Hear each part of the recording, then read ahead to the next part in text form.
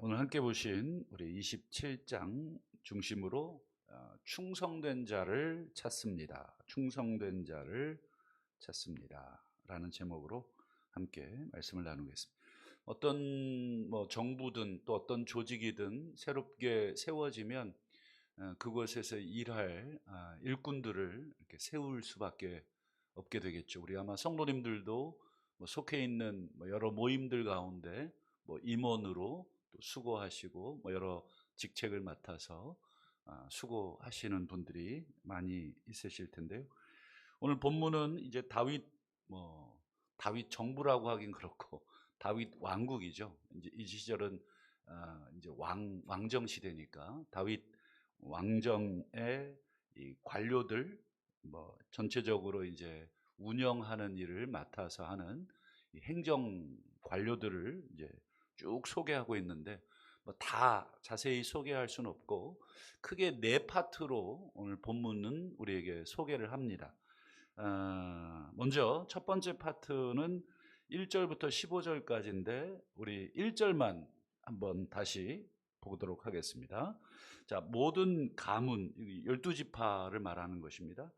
12지파의 우두머리 그리고 천부장, 백부장, 왕을 섬기는 관원들이 그들의 숫자대로 2만 4천 명씩 한 조가 돼서 1년 동안 매 달마다 12개 조가 있는 거죠.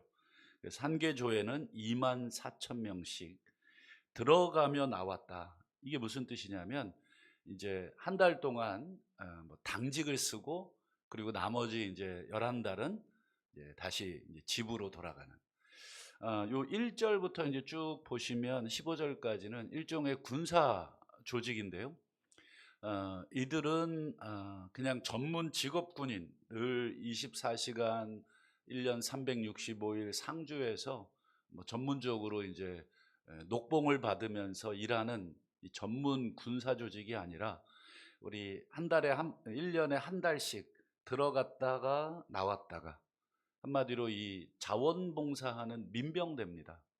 그러니까 그때 당시에 이제 국가나 재정이 그렇게 튼튼하지를 못했던 시절이니까 대부분 자원봉사로 이제 국가의 안보를 이제 운영을 했던 것이죠. 여유만 있으면야 다 이렇게 월급 주는 전문 이제 군인들을 고용을 할 수 있겠습니다만 이제 그렇게 사용을 하지를 못했죠. 그래서 2만 4천 명씩 차출을 합니다. 그렇게 해서 이제 한 달간 이제 아마 예루살렘 성벽이라든지 주요 아마 군사적 거점지가 있겠죠. 이제 거기에 이제 파병을 해서 민병대처럼 이제 운영을 한 것입니다. 그리고 이제 16절부터 24절까지 보면 이렇게 돼 있죠. 대표로 한 16절만 읽어보죠. 이스라엘 지파를 관할하는 자는 이러하니라 해가지고 이제 루벤 지파부터 시작해서 루벤, 시므온, 레위 이렇게 유다 이렇게 쭉 12지파의 명단과 그 우두머리 지도자가 관할하는 자가 쭉 나오게 되고 그리고 25절부터 31절은 이제 다윗 왕가의 이 뭐라 그럴까요? 사제라 그래야 되나요? 왕도 개인의 재산을 가지고 있었던 시절이니까 이 왕이 관리하던 재산과 그다음에 밭 그리고 성 이런 것들 어쨌든 이 왕의 재산을 관리하는 비서실이라 그래야 되나요? 어쨌든 그런 명단들이 25절부터 31절 나오고요. 그리고 마지막 이제 32절부터 34절 이 석절에서는 이제 왕의 어떤 핵심 참모들, 핵심 왕 측근들, 그래서 왕과 함께 어떤 국정을 논하기도 하고 또 벗도 되고 모사도 있고 여러 가지 아주 중요한 최측근 참모들입니다. 그 내용들이 쭉 나오게 되죠. 우리 역대기는 계속해서 우리 이제 설교자들이 강조했듯이 이 역대기는 다른 성경하고 상당 부분 내용이 겹치죠. 사무엘 상하, 열왕기 상하, 요 성경들하고 역대기 상하가 상당 부분 겹칩니다. 이제 쭉 보시면 이제 아셨을 텐데. 그래서 이 역대기라고 하는 이 성경은 뭐 이렇게 앞의 내용을 뭐 뭘 재탕을 하거나 뭐 이렇게 다시 반복을 하거나 뭐 이런 의미도 있지만, 더 중요한 것은 이 역대기가 누구를 위해 쓰였느냐, 이제 계속해서 말씀을 드렸던 것 같습니다.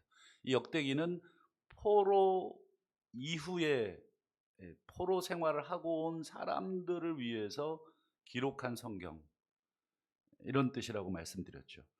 여러분, 70년 포로 생활은 모든 것을 다 바꿨습니다.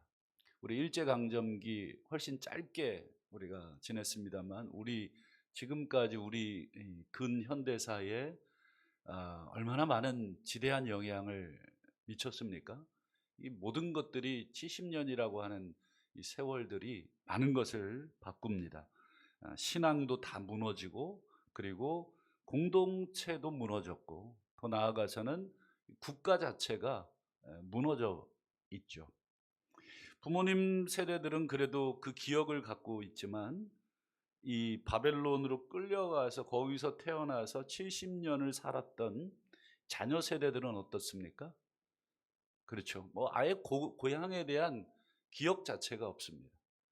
그리고 대부분이 70년 포로 생활로 인해서 그들이 뭘 잃어버렸냐면 언어를 잃어버립니다. 언어. 우리도 이제 외국에서 이제 이민 생활한 우리 자녀들은 어떻습니까? 한글보다는 영어나 뭐 다른 그 나라 말들이 훨씬 모국어에 가깝죠. 그러다 보니까 이 유대인들의 문제가 뭐냐면, 그 모국어를 다 잃어버린 자녀들을 교육할 방법이 없는 것입니다. 성경을 구약 성경을 히브리어로 돼 있잖아요. 가르칠 수 있는 그 방법이 없어서, 그래서 번역한 성경이 있어요. 히브리어를 헬라어로. 그 당시 헬라어가 이제 전 세계 공용어니까 우리로 말하면 이제 영어가 되겠죠. 그래서 이제 그 구약 성경을 헬라어로 번역한 이 성경이 지금도 굉장히 중요하고, 예수님 시대에도 예수님이 구약 성경을 종종 인용하셨잖아요. 그 인용하신 그 내용의 대다수가 다 70인역입니다. 굉장히 중요한 성경입니다. 언어도 잊어버렸죠. 문화, 뭐 국가는 당연히 잃어버렸죠. 그래서 역대기가 계속해서 이 쭉 보여주고 있는 그 내용들을 우리가 쭉 봐왔는데, 제일 먼저 1장부터 9장까지인가요? 상당히 긴 분량으로 뭐부터 보여줬냐면 족보.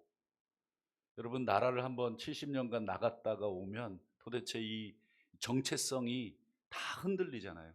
그래서 우리의 정체성을 이제 찾기 위해서 맨 꼭대기 하나님부터 시작해서 우리의 영적 정체성에 대한 명단을 쫙, 그러면 이제 그들 중에는 들어본 사람들이 있죠.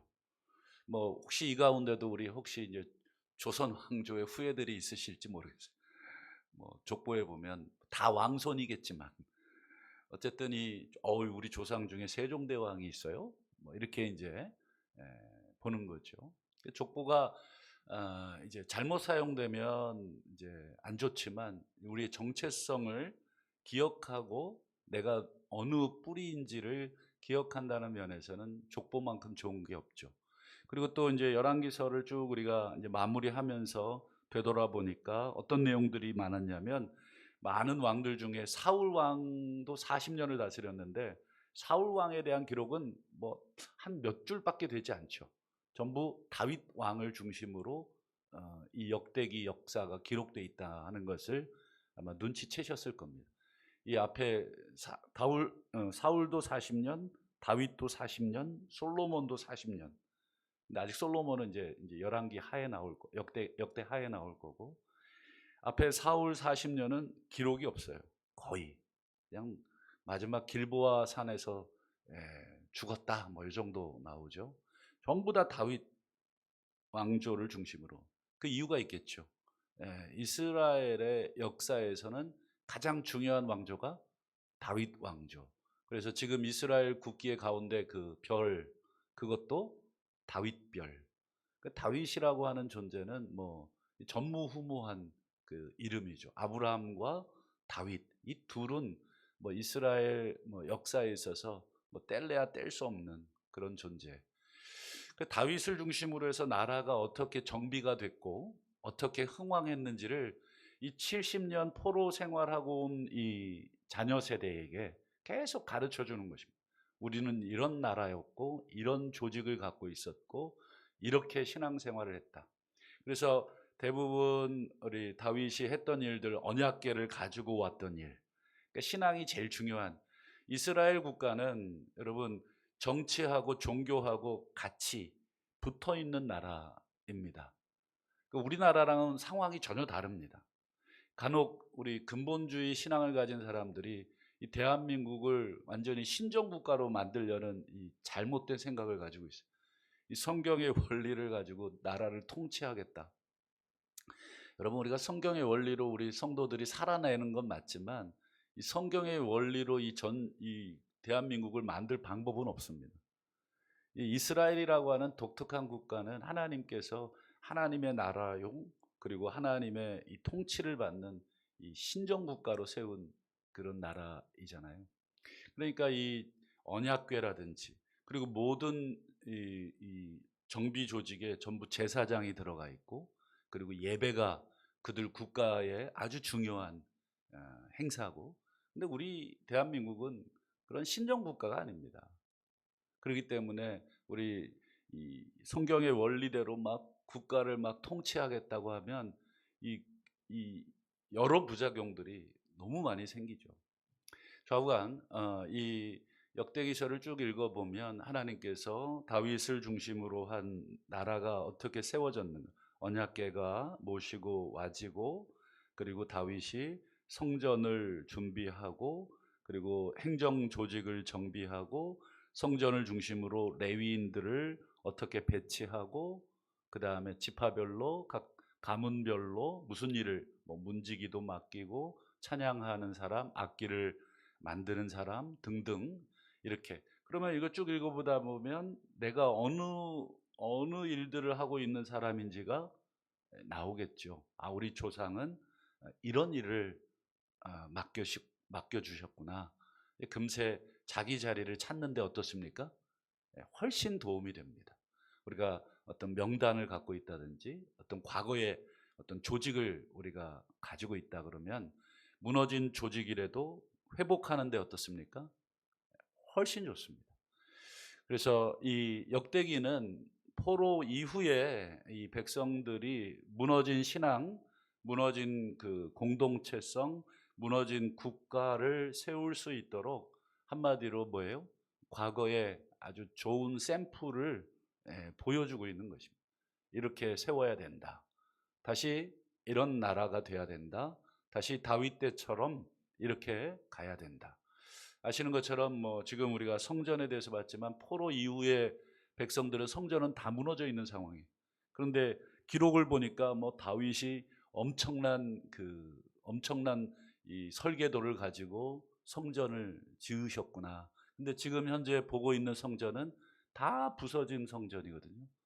그래서 이제 성전 재건부터 여러분 아시는 것처럼 시작을 합니다. 그게 여러분 수룹바벨 성전이라고 뭐 학문적으로는 제2 성전이라고 합니다. 솔로몬이 지은 성전이 제1 성전이고 무너졌다가 두 번째로 지은 성전이라 그래서 제2 성전. 그리고 예수님 시대에는 제3 성전입니다. 그리고 헤롯 성전이라고도 하고 좌우간 이 성전의 역사들이 이제 성경에 나와 있잖아요.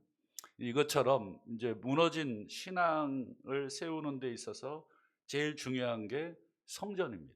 그래서 레위인들에 대한 이야기들이 역대기 상에 굉장히 길게 나와 있는 것입니다.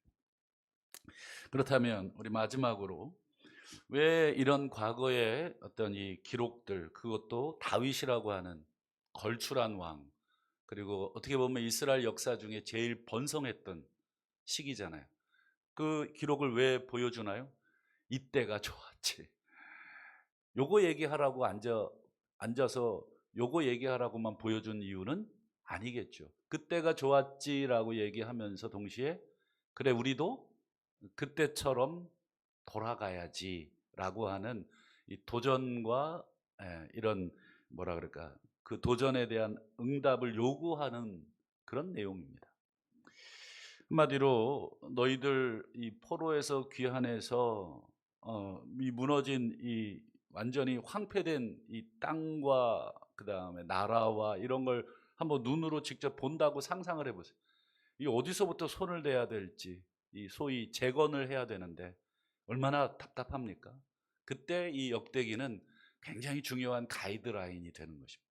뭐부터 만져야 되고 어떻게 해야 되는지 그리고 우리는 누군지 그래서 다시 힘을 내자 신앙을 세우자 무너진 이 나라를 다시 우리가 정비하자 지금 이 도전을 던지기 위해서 기록해 주고 있는 이 하나님의 말씀이 역대기다.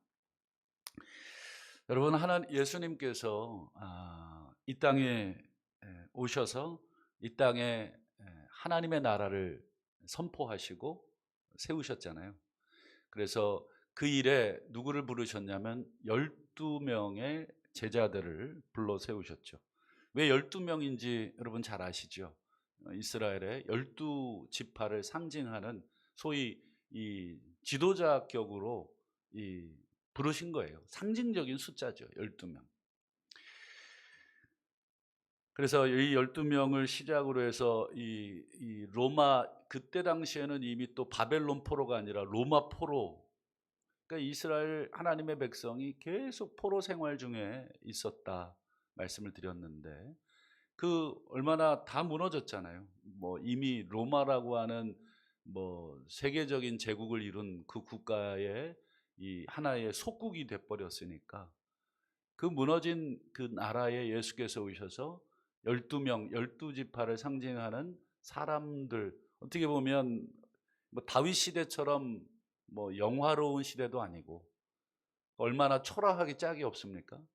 그런 나라에 무너진 그 국가와 공동체를 예수님이 이제 세우신 거죠. 그런데 여러분 이 12제자들 우리가 성경을 쭉 보셔서 알지만 이 12명이 모두 끝까지 함께 하지는 못했다. 아시는 것처럼 가롯 유다가 제외가 되죠. 오늘 마지막으로 한 곳만 볼 텐데 오늘 본문에 특이한 점이 있더라고요. 쭉 어저께 이제 27장을 뭐 사람 명단까지 다 연구할 시간도 없고 한 가지 우리가 마지막으로 이제 좀 눈여겨보고 결론을 맺으려고 하는데 16절부터 24절에 아까 12지파의 이 지휘관의 명단이 나오는데 이 12지파는 맞아요. 12개는 맞는데 2개의 지파가 빠져 있어요. 숫자는 12개가 맞는데 2개의 지파가 빠져 있어요. 어떤 지파가 빠졌나 봤더니 갓 지파하고 아셀 지파가 없어요. 갓 지파하고 왜 아셀 지파가 없고 오히려 아론이 들어가 있어요. 아론. 레위 지파가 있고 그다음에 아론이 별도로 있어요. 그리고 요셉 지파가 아시는 것처럼 에브라임과 므낫세로 나뉘잖아요. 그리고 요셉 지파가 요단강을 기준으로 해서 이 므낫세가 요쪽도 차지하고 요쪽도 차지합니다. 그래서 우리 성경에 보면 므낫세 반 지파, 이 므낫세를 2개로 나누어서 그러니까 므낫세가 2개로 설명이 됩니다. 이쪽, 이쪽. 그리고 갓 지파와 아셀 지파는 빠져요.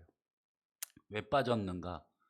솔직히 이유는 모르겠습니다. 뭐 연구해 보면 나올 수는 있겠지만 어쨌든 역대기의 기록상으로는 알 수가 없습니다. 명단에 없다는 것만 알고 왜 없는지. 그러면 한 가지 상식적으로 생각을 해보면 여러분 이 중요한 이 다윗 왕국의 어떤 이 행정들을 쭉 정비하는 명단 그것도 포로 이후에 이 백성들에게 이걸 전달해 줘야 되는 이 명단에 아셀 지파와 갓 지파가 빠졌다. 포로 귀향민들 중에 아셀 지파 사람이 있겠죠. 갓 지파 사람이 있겠죠. 그들이 이 명단을 보면 무슨 생각하겠습니까? 그렇죠. 우리 사람은 늘 자기 이름부터 찾잖아요. 내 이름 어디 있나? 우리 지파 어디 있나? 근데 아셀 지파, 갓 지파가 없어요. 그 백성들이 무슨 생각했을까? 왜 우린 없냐고 아마 데모했을지도 모르겠지만, 성경은 이유를 말하지 않지만 어쨌든 없어요. 없다는 것은 분명 빠뜨린 이유가 있을 것이다. 빠진 이유가 있겠죠. 아니면 의도적으로 뺀 이유가 있다든지. 여러분, 예수님이 12제자 중에 12명 완전수 12에서 가룟 유다 하나가 빠졌잖아요. 빠진 이유를 우리는 성경을 통해서 얼마든지 알 수 있죠.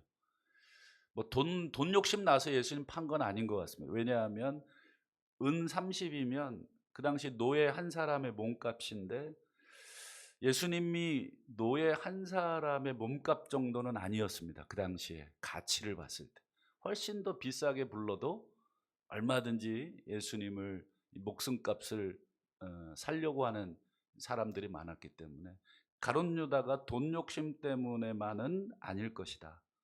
그러면 가룟 유다는 왜 예수님을 팔았나? 그렇죠. 자기하고 가치가 맞지 않았던 것입니다. 3년 동안 예수님 따라다니면서 설교도 듣고 예수님이 하시는 행적도 보고 예수님의 가르침도 들어보니까 자기가 생각했던 그 가치, 신앙적 목표와 달랐던 것입니다. 그럼 자기가 맞춰야 되는데 예수님이 자기에게 맞지 않는다고 예수님을 버리게 된 것이죠. 그래서 가룟 유다는 불명예 제대가 되고 명단에서, 12제자 명단에서 빠지게 되잖아요. 갓지파 아셀 지파가 명단에 없다. 이유는 모르겠습니다만 아마 무슨 이유가 있었으리라 생각을 합니다. 성경에도 보면 함께 부름받아서 사명을 잘 감당하다가 그 사명을 끝까지 감당하지 못하고 떠난 사람들이 나오는데, 대표적으로 여러분 디모데후서 4장 10절에 보면 데마가 나옵니다. 데마. 바울이 이런 말을 하죠. 데마는 세상을 사랑하여 나를 버리고 떠났다. 이 데마라고 하는 사람이 빌레몬서에 보면 나오는데, 빌레몬서에는 그 바울이 이렇게 소개합니다. 나의 동역자 데마가 무난합니다. 그때만 해도 같이 있었던 것이죠. 같이 부름을 받고 하나님 나라의 멍에를 메고 하나님 나라를 위해서 충성했는데, 무슨 이유인지 모르겠습니다만 이 디모데 후서니까 바울 생애 마지막입니다. 바울의 마지막 편지니까 이 빌레몬서를 쓸 때는 와 다른 시기죠. 더 많은 시간이 지났는데 마지막 편지를 쓸 때는 데마가 떠나 있는 상황. 이유를 설명합니다. 세상을 사랑하여, 세상을 사랑하여. 뭐 구체적으로 뭐 표현은 하지 않지만 두리뭉실하게 어쨌든 세상을 사랑해서 데마는 믿음을 버린 것이죠.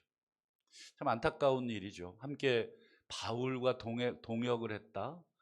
뭐 예수님과 동역했던 가룟 유다도 뭐 떠났는데 뭐 바울쯤이야 뭐 얼마든지 떠날 수 있겠지만, 그래도 바울 사도와 동역을 했던 사람 중에 떠났다. 여러분, 바울의 마지막 편지 디모데 후서 보면 바울이 이런 말을 하죠. 나의 달려갈 길을 마치고.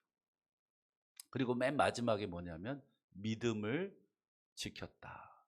여러분, 대사도께서 믿음을 지켰다고 마치 고백을 했다면, 여러분, 믿음 지킨다는 게 쉬운 게 아니다. 여러분, 우리가 지금 믿음이 충만하셔서 새벽 예배까지 이렇게 기도의 사명을 감당하고 있으니까 이 마음이 변하지 않을 것처럼 많이 생각이 되지만, 여러분, 우리의 믿음이 언제 가룟 유다처럼 데마처럼 바뀔지는 아무도 장담할 수가 없습니다. 여러분, 믿음 지키는 게 굉장히 어렵습니다. 야, 뭐 내가 예수 믿고 지금 평생을 몇십 년을 내가 예수 믿었는데 뭐 그까지 믿음 하나 뭐 끄떡없어야. 여러분, 어떤 일이 우리에게 어떻게 닥칠지는 우리의 믿음을 지키는 그 일에 있어서 방해가 될지. 여러분, 이스라엘 민족이 70년 포로 갔다 왔더니 다 잃어버렸어요. 믿음 잃어버리고 자녀들은 언어 잃어버리고, 그거 믿음의 공동체 다시 세우는데 얼마나 많이 이스라엘 민족들이 애를 썼습니까? 뭐 느헤미야는 여러분 성벽 재건하는 일, 에스라는 율법을 다시 가르치는 일, 모든 게 다 잃어버렸어요.